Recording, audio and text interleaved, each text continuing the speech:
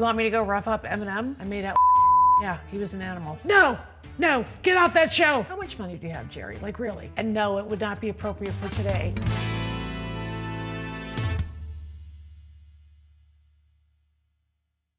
Hi everybody, it's me, Kathy Griffin, and welcome to Kathy Griffin Talk Your Head Off. So, we're doing a special episode. We've done one of these before, and it's where I go and look up my old IMDb page and go over some clips I haven't seen in years. All right, so I don't know what these clips are. I will tell you who put them together. Nick, my so-called producer. Nick, were you kind or were you vicious this week? I think I was a little bit of both. A little bit of both. Okay, that's why you love him. That's why you guys write in about Nick. All right, so should I do the first one? Yeah. Okay, I just want to be honest. I don't know what I'm going to see. Oh, okay. I know what it's from the freeze frame, so at least I know what I'm talking about this time. Sally, you can't quit the business. This is all because of me? You can't give up. You don't think people tell me I stink? When I'm on stage, that's all I hear. You stink, you suck. We like magic. Really? Of course. I stink, you stink. It's showbiz, everybody stinks. Yeah, you've been sticking since the 80s. All right, I think we've covered my act. Now you get out there and stink it up with everybody else. All right, yes. Thank you, I'm gonna do it. Thank you. Hi, everybody. I think you're really gonna like this because it's about me. Well, all right, it's not just about me. It's about me and this guy, Jerry Seinfeld, who I like to call the devil. Okay, so I run into this Jerry on the street, and then he says to me, "Hey, Sally, you stink. You should give up acting." Oh, I'm doing Jerry now, okay? So you have to imagine I have horns, a tail, and hooves instead of feet. You know what I mean? That kind? Okay, Jerry Seinfeld is the devil. I have such a great backstory on this. So you guys know the show Seinfeld. It's in reruns around the world every day, every minute, every night. I had done an episode of Seinfeld prior to this a couple years before, and I was an unknown Kathy Griffin at the time, if you will, and I played a character named Sally Weaver. Then I got my first comedy special where I told a story about what it was like to be on Seinfeld, and that Jerry was kind of a dick. Now, as you know, I am not afraid to call out the guys in the industry that in my impersonation of them or my impression of them, they were like a little dick. I was a total nobody. I go in on a Sunday because they had like a weird week that week on Seinfeld. They were taping on a Sunday and it was Golden Globes Day. See, even the dogs remember. I did my first special and that was probably the first time I was on TV, and instead of doing material about my family or my dating life, I started doing material about what the celebrities that I had worked with were really like behind the scenes. You know, who's naughty and who's nice. Ring a bell? When I was a guest on the show, Jerry just was not having my BS, and I tried to tell him that I was going to a Golden Globes party, and I believe at the time I said with my gays. Now, I know young LGBT folks, you don't like when I say my gays, you don't like the possessive, I understand, but I've been around so long that when I started, the word wasn't gay. It was a different word. When I say my gays, it just means I'm being inclusive. That's all it's ever meant. Okay, there's my apology video. I said, please write a note that just says, sorry, like, dear gays, sorry I can't be at your Golden Globe party tonight, Jerry Seinfeld. And he wouldn't do it. Even though I was a total unknown, I was like, seriously? You can't take less than 30 seconds and just, here's the pen. And then I went to the party, and of course I told the boys my story, and everybody thought that was interesting, and you know, they're like, oh, he seems like such a nice guy in the show. And I'm like, he's kind of nice, but he's also kind of a dick. I then, ironically, after doing a bunch of guest spots, I finally get a series regular, and I was on a sitcom for 4 years called Suddenly Susan, starring the beautiful and talented Brooke Shields. And I, of course, played the annoying best friend. Shock. Ironically, I then got my first stand-up special, and I remember the then head of HBO telling me why I got a special. Because I said, out of all the comedians, why did I get a special? And he said, because you're on a TV show and you're a girl. We have to give one to a girl every year. And I was like clockwork. Anyway, that hasn't changed. I was very thrilled to have a special, but I get cast on this show, Suddenly Susan, and I'm one of the co-stars, and my whole life changed overnight, and that was an amazing job, and I loved that job for 4 years I had it. And when they premiered Suddenly Susan, sure enough, they put it on between Seinfeld and ER, which was an hour drama, massive hit show. So we were like in the top 10 for the first season of Suddenly Susan. But that aside, I then became friends with Larry David, who now has a show called Curb Your Enthusiasm. And he and I just stayed friendly after I did my first episode of Seinfeld. And Larry would do this thing, by the way, every Friday when we would be taping Suddenly Susan, which granted was not up to par compared to Seinfeld. Okay, I'm not saying Seinfeld and Suddenly Susan were the same level. Okay, I get it, they weren't. But I was thrilled to have a gig, right? I was like 36, so I struggled for a long time before I even got on a TV show. And Larry David would call me every Friday when we were taping Suddenly Susan, and Larry David would say, so what's going on over there on that, what is it, supposedly Susan? I'd say, no, Larry, it's Suddenly Susan. Who's in that? Brooke Shields, the model. I know, Larry, I get it. No, I'm just curious. What's the show about this week? And I'd say, Larry, I'm not gonna play this game with you, okay? You're the showrunner of Seinfeld, you win. I'm just on this little show. We're just trying to get some ratings. I'm the wacky best friend. Don't bust my balls. No, I'm not gonna bust your balls. What do you guys, what's the show about this week? And I'd say, and I'd fall for it every week. And I'd go, well, this week it turns out that Susan has an evil twin that she didn't know she had. And then Larry David would go, no, get off that show. You gotta quit that show. That's a terrible idea. You're not doing an evil twin episode. No, just walk off the set right now. I said, Larry, I'm not you. I'm not on Seinfeld. I'm not Julia Louis-Dreyfus. I'm not Kramer. I'm in no position to be quitting this gig. In fact, shut up. I don't want anybody to hear you. So he would call the next week and he'd say the same thing. What's the show about this week? Okay, well, this week, Susan and her friends all go on a camping trip and everything goes wrong. No, you gotta leave. Get off that show. So it turns out that they decided to write a second episode of Seinfeld for me, which is insane. I mean, think about, like, I don't mean to say humble legend, but I'm just gonna say, who's your humble legend now? Who's your humble legend now? Me. I'm on Suddenly Susan, and both of the shows were on NBC. So I say to my bosses at Suddenly Susan, you're not gonna believe this, but Seinfeld wrote a part for my character to come back, but she becomes a stand-up comedian, and in her act, all she does is make fun of Jerry. And I just did a special and I made fun of Jerry, and instead of him being mad, they actually wrote it into an episode of Seinfeld. And you're not gonna believe this. They didn't want to let me off work to go do Seinfeld. So the Seinfeld people said, okay, we'll stay late. So you can do the weekdays, you can do Suddenly Susan, and then we'll stay late. This is the cast of Seinfeld. And you know, it was the final season of the show. Jerry had announced he was leaving. There was a ton of press around the Seinfeld set.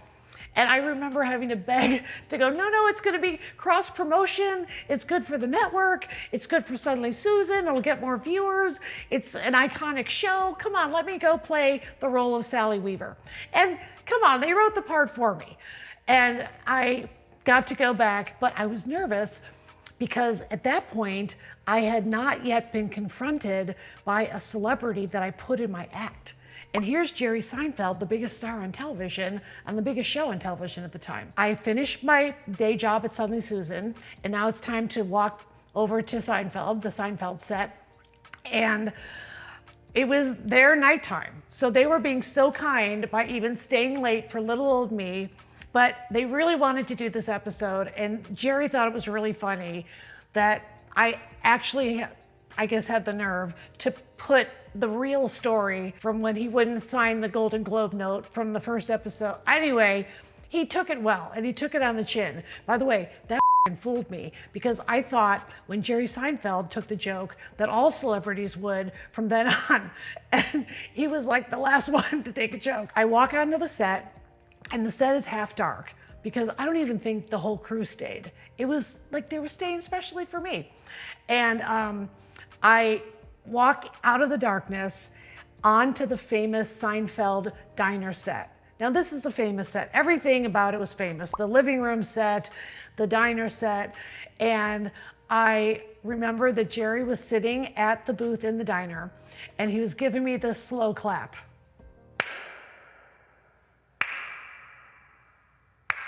And then all I hear is Jerry Seinfeld's voice from far away going, well, look what the cat dragged in. So I didn't know if he was really mad at me for telling that story about him in my HBO special, or if he wasn't. And so I trepidatiously walked over and I said, have you missed me? Or like some shit like that that was inappropriate. I should have just hugged him and said, thank you, what an honor. But of course I had to be an asshole. And I was like, can you believe it? You got Griffin. Congratulations, what a coup. You did it. Now I can save the sagging ratings, or whatever the I said. Doing the second episode of Seinfeld was just incredible. He was on the cover of Time magazine that week, and it was just wild and revelatory to be around that cast. And they were all such big stars, and to watch their process. And I don't know if you know this, but they actually used to go to a diner that doesn't exist anymore on Ventura Boulevard called Jerry's Diner. The four of them would go every single week after they were done with their taping, even when the show was super, super big. And I always thought that was incredibly moving. So I kind of got to know Michael Richards a little bit, who played Kramer, and he's a little bit like Kramer, so that was sort of fun. Jason Alexander was an absolute sweetheart. He was like the sweetest as far as like, you can do this, kid, if he saw I was getting nervous running scenes or whatever. Julia Louis-Dreyfus was really funny, because at one point the four of them were in a huddle, and I tried to break in and go, is this the prayer circle? And she goes, you're not in the club. And I will never forget her going, you're not in the club. And I was like, she's kind of right, I'm not. And Jerry was really nice. And he wrote me a letter after he saw the bit that I did about him in my HBO special. And he was bragging about the letter he sent me. He sent me that letter with a box of cookies called Snackwells. And I don't even know if they exist anymore, but they were dietetic cookies. Currently, Jerry is not a fan. And I don't know what to say. I don't know if he thinks I'm not a real comic because I tell stories or what, but he's had that show for years, comedians in a car getting coffee or whatever. And I thought he was going to have me on like one of the first episodes. So I don't even know if he does the show anymore, but I was never invited to be on. And I've seen him maybe once or twice since I was on the show. One time I went to see him in Vegas, and I went backstage and had a minute with him.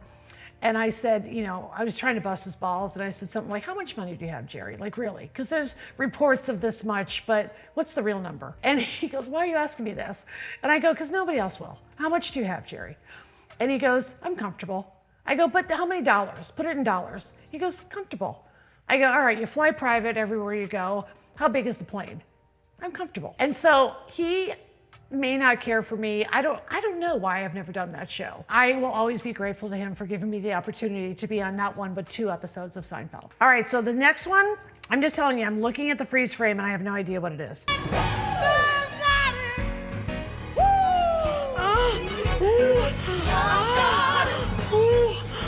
Well, I learned how to fake an orgasm listening to Love Goddess. That's a skill that every woman has to call upon from time to time. It's like, oh no, that's the second verse. Oh no, the bridge is more of like, and then I really sell it. I am so excited you found this clip, Nick. I just saw Jennifer Lewis yesterday. So Jennifer and I became friends on the show, the movie Jackie's Back. I'm so excited to see this clip. I haven't seen it in years. I think it was from the 90s, because I feel like I once again came from my day job of Suddenly Susan or doing a commercial or something like that. I knew Jennifer because Jennifer was one of the original Harlettes with Bette Midler. How about that for street cred? And she's so talented. I'm very proud of myself because I've put her together with Sia, and now they've become good friends. So I saw her yesterday at Sia's house. There, I'm bragging. But Jennifer is a tour de force. She is so talented. It's ridiculous. The movie was directed by Robert Townsend, who had done a very successful, super cool, subversive film called Hollywood Shuffle about how African-American people have been portrayed in the history of Hollywood. So he was coming off the success of that. And this movie, if you haven't seen Jackie's Back, please do. It's, if nothing else, a cult classic. We even had a reunion, and I went to the reunion, but I see Jennifer all the time. And, okay, I'm gonna give you a little serious note, because Jennifer wrote about it in her book. In my, the tour I just finished, My Life on the PTSD List, I actually talk about how I attempted to take my own life. I was so depressed and I fought with depression and stuff. So I called Jennifer because Jennifer talks about her issues very openly as well. And I just said, Jennifer, I was on a 5150 cycle for 3 days and I don't know what I'm gonna do. I've blown up my whole life. And she came over to my house and she babysat me. And I was just nothing but a hot mess. I might have even been detoxing, I don't even know.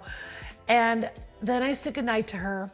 I went to bed, and when I woke up, it turns out she slept on the couch. She was afraid to leave me alone. So I love Ms. Jennifer Lewis.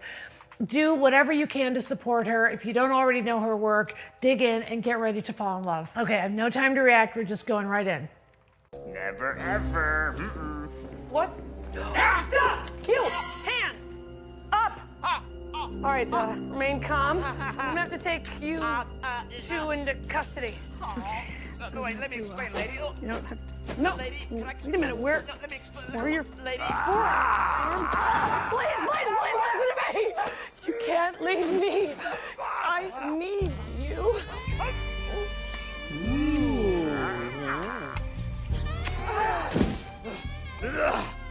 I go now. Fine. Go on, go.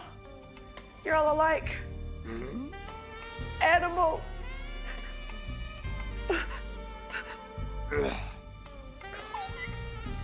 Come on, you guys, I'm in a Muppet movie. And I made out with Animal. Okay, that was such an honor. Once again, I think I was doing another gig, and I think we filmed it in Florida. I remember having to go to like Orlando or something. And let me tell you something, those Muppeteers are amazing. Maybe some of the greatest people I've ever worked around to this day. So the way it works is you're on a stage and there's these Muppeteers and they're crouched down and they're moving the, parts of the Muppets around. They are so funny.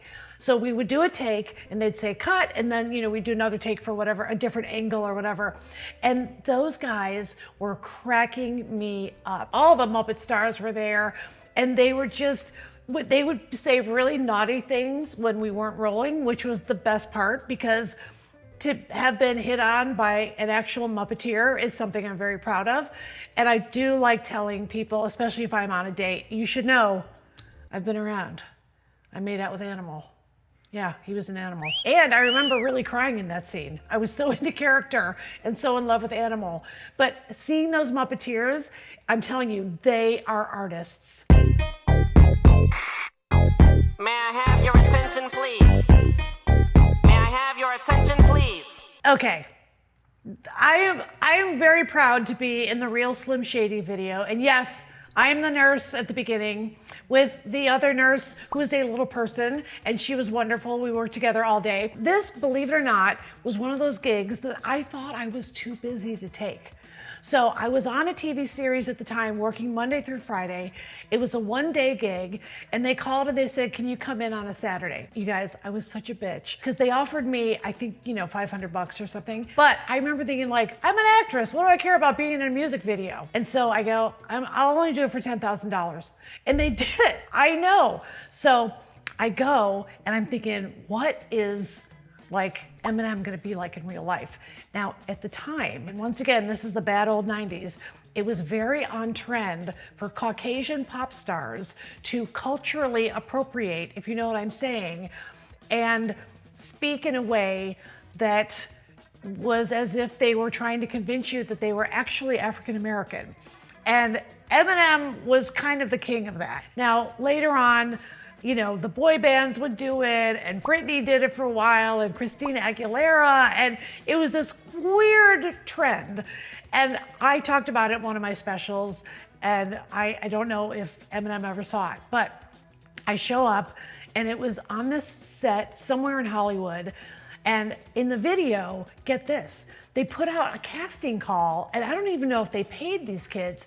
They had lines of maybe like 50 to 100, like, I don't know, like 20-year-old guys or 25-year-old guys, however old Eminem was at the time, that volunteered to all cut their hair and dye their hair to be copies of Eminem. Like, they didn't AI it, they didn't CGI it. They had actual human beings that all were like, I'll do it. I worship him so much, I'll do anything to look just like Eminem. So the video was directed by a guy named Gary Gray and another guy named Dr. Dre. Perhaps you've heard of him. So I play the nurse and I get all ready in hair and makeup and I'm in my nurse outfit. But I want to see what Eminem is like in real life, right? Because of course I want to tell you guys. So I remember just taking a folding chair, finding some shade, and parking my ass right outside where Eminem could not get past me. Whatever time he was gonna show up, he was gonna have to do the perp walk past me and see if he made it into the act or not, which, by the way, of course he did. So he was very late. And I remember thinking, okay, this is exactly what I think like a pop star would do in, at the height of his career. Although, he's had a pretty long and successful career. I also like him because he's anti-Trump now. So I'm always gonna like him for being anti-Trump. So he shows up and then we were on the set and I, was surrounded by all the other actors that were playing either people that were in the asylum with Eminem or, the young guys that looked like Eminem. And they would say stuff like, okay, go rough him up. And I was like, you want me to go rough up Eminem? And they're like, yeah, just you're the nurse. You're trying to kind of wrangle him in. So I remember the first time I went up to him and I said, hi, my name's Kathy. I said, I'll be touching you. They want me to rough you up. And he was like, oh, yeah. And he said, I'm Marshall. And his name is Marshall Mathers. And I said, nice to meet you, Marshall, and congratulations on your success, or whatever I said. Okay, so here's the part that I put in my act. I noticed that when he was around Caucasian people, he spoke with one accent, and when he was around genuine African-American people, he spoke in a different manner, which I thought was funny as f***. So yes, I put that in one of my specials, and no, it would not be appropriate for today. But I will tell you, he was very professional and very nice, and eventually I got the nerve to go up to Dr. Dre and just say, this is really, really fun. What made you think of me for this role? And he said a line I'll never forget. Snoop said, you're funny. Yeah, I got the job from Snoop because I had done another gig with Snoop Dogg and he was really fun and he played along with this joke. And so Snoop got me the gig. That's why I'm in the Real Slim Shady video. Okay, you guys, are you ready for an unboxing? And I know I'm late to this trend as well, but I got a gigantic box in the mail yesterday that I thought was maybe those boxed flowers. You know how you can get flowers that come in a fully enclosed box? First of all, look how giant this thing is. And it has a word on it I've never heard. I think it's Paravis. It looks like, well, it is French. It's got the accent aigu or accent aigu, one of the accents. I took 4 years of French in high school, and you can really tell. So this is from my friend Paris Hilton. And yes, I said my friend. Now, a couple things about Paris, I just have to get out of the way because I love her because she has survived so much bullshit. And I make fun of her, but she lets me. First of all, she still dresses like she's 14, and her favorite color is still pink, so don't worry, that's never changing. She made an incredible documentary that is here on YouTube. I even watched the extended version. It's excellent. It's about when she was at that school that her parents sent her to when they thought she was out of control, and it was a so-called school for out-of-control teens. And she made a documentary about how she was physically and sexually assaulted at that school. She then co-wrote a bill which former President Biden signed into law before he left office. And it's to make it so that those schools can at least have some regulations. Some of the teachers weren't even accredited, and Paris really went through hell in that school. So I'm very proud of her. And she went to the Capitol many, many, many times and lobbied a bipartisan bill, which these days is nearly impossible. So good for you, Paris. Also, another shout out. Did you know that Paris Hilton is the #1 grossing female DJ in the world? So we don't know her primarily for that in this country, but she'll go to freaking some other country and make, $1 million for 5 minutes or 10 million for 10 minutes. I don't even know what her rate is, but I love her. All right, Paris, what'd you send me? Here we go. My first unboxing. I heard you open it like this. Okay, now I gotta turn around because I have to see. Oh, hold on. This is her new skincare line that just came out, and the ingredients are specifically for people that have high stress in their skin. And Paris has PTSD and she talks about it. And I also have been diagnosed with PTSD. So I'm gonna need everything in this box. Okay, first there's a note. Dear Kathy, thank you for being part of this Paravi journey. I hope you love these products as much as I loved creating them. Stay beautiful, Paris. Okay, now I know that she sent out multiple, but you have to admit, it's kind of cool that she had my little name imprinted on it, which she also could have sent this to her own mother named Kathy, which would be hilarious. First of all, we have That's Radiant, a daily purifying cleanser.